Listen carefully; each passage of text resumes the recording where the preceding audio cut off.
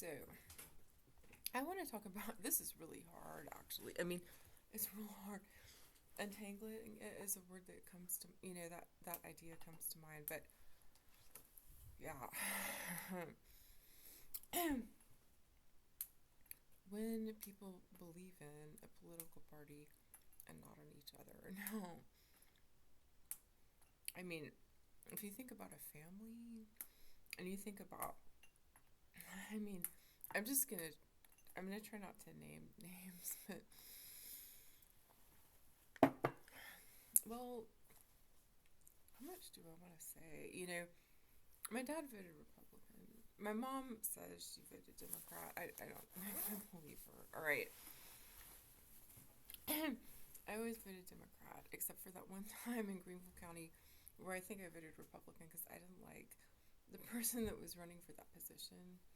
All right, so I had met him. He wasn't not. I mean, I just did.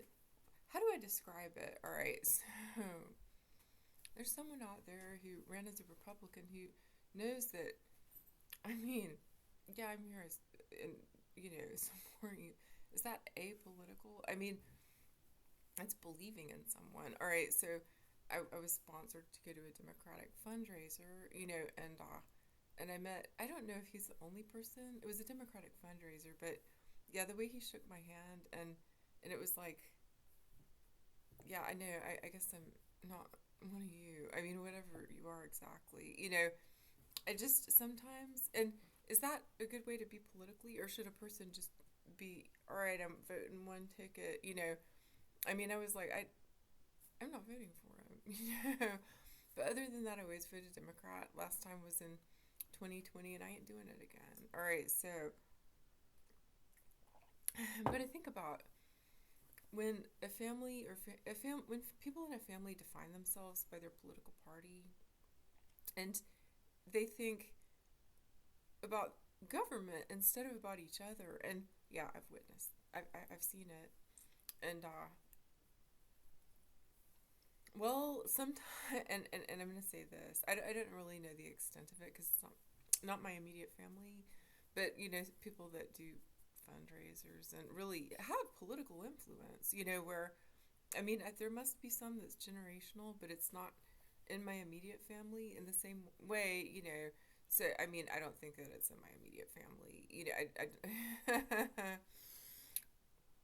For me, there's been a need to participate because there, been a need to participate because, well, I mean, we were taught to vote, but a need to participate because, you know, because there's injustice. I could talk about that. Um, People have different reasons for participating, and I think about relatives that are more influential and really don't like. I'm not a person to them. Well, how did that happen? We have some of the same roots, and how did it turn into I'm not a person? And I could talk about my mom's father, a child labor, and they voted Republican. And if we want to talk about Democrats and Republicans in the South, a person could be running as a Democrat, but also be a virulent racist. And that went on even in the lifetime of, you know, I think my parents, my grandparents. So, um, so I think about, I'm going to call it ignorance. I don't know what other words to use. I'm going to call it heartlessness because I think it is. When people don't accept each other because of something like that, I think about a relative on my mom's side who passed around the time my dad did, who was inclusive. She was a school counselor. That's but with family, she was inclusive. I think she was pretty feisty. I think so, somewhat. I think she probably got things done, but her graduating from the university that you know that my dad and his siblings graduated from. And when I mentioned that, well, she's not a person. She's not really a person. She didn't start out there, so she's not a person. Or I don't know what it was, but she was not a person.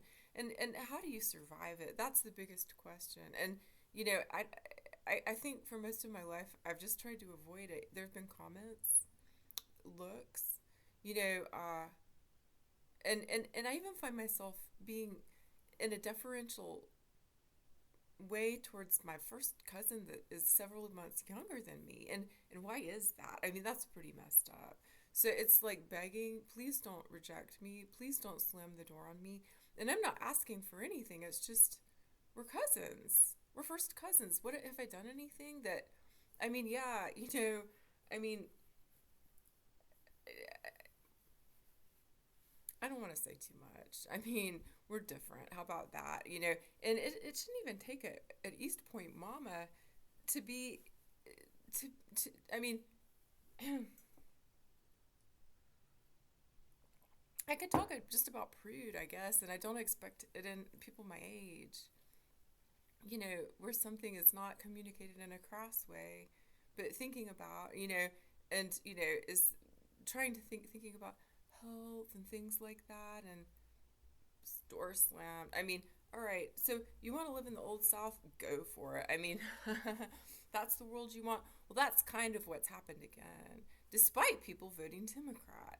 So, yeah, when this happens, I think about my brother who's kind of, struggling, I think I can say. And I don't know his political leanings and things like that. I don't know. There's a lot that I don't know. And sometimes when he says things, it's like, I'm not sure if he's serious or not. Do I care? I care about my brother. Do I care? I mean, do I care if we think differently? I don't. I mean, he's my brother. So I don't understand when in a family, but where does that come from? How many generations has it happened over? It might only be one. And if so, where did it come from? Where did people get the idea that it's okay to do that? And then when you were trying to survive that, because it's socioeconomic, when you were trying to survive that, how do you survive it? You know, um, it blows my mind. Is it horror fiction? I mean, I don't know. Is it fiction? I just imagine something that might be a novel where it's like, wow, wow, why? What's going on? And what do we need to do to prevent harm? And maybe we could think for a minute, not thinking about harm reduction, but let's prevent harm completely. Can we do that? And there's some areas where we talk about harm reduction where that's important, but in terms of having respect, I don't ever expect to have the respect of relatives that think badly of me, that have treated me badly, even though I tend to be deferential, at least somewhat deferential. I I can I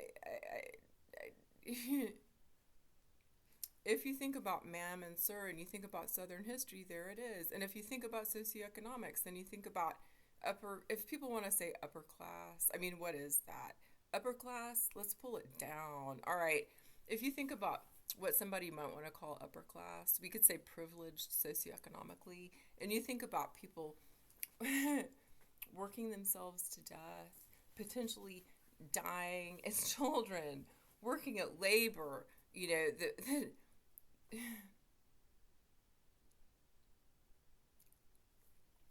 company owned by a benefactor of the university that they went to.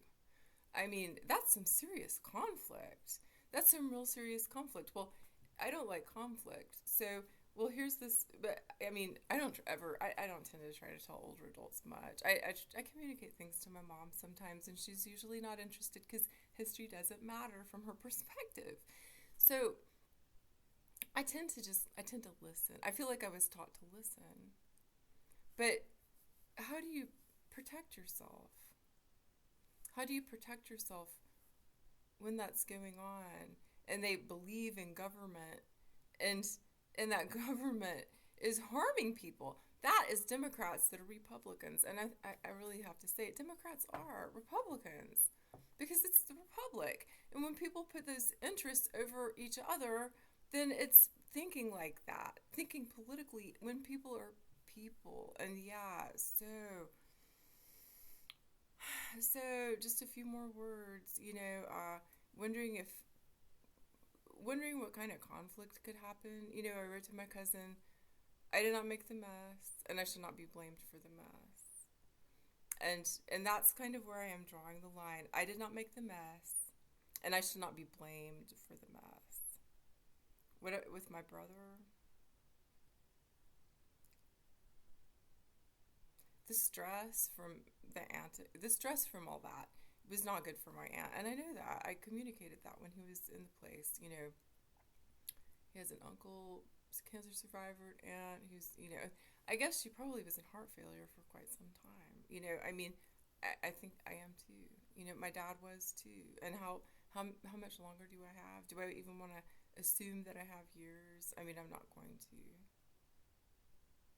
But yeah, so when politics are more important to people than family, I mean, you know, what do you have? I mean, you have something to protect yourself. It's something that you really, really, I mean, wow. I mean, it ain't comedy. And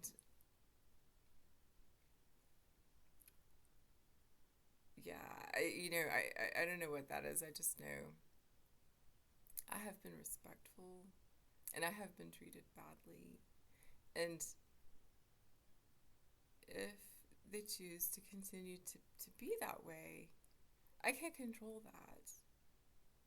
You know, uh, I can't control that, but despite anyone thinking that I shouldn't have been born, and that's possible, my life matters. And yeah, and yeah, you want to talk about mountain people? Well, yeah, I mean, I think that's some of some of the grit that keeps me alive.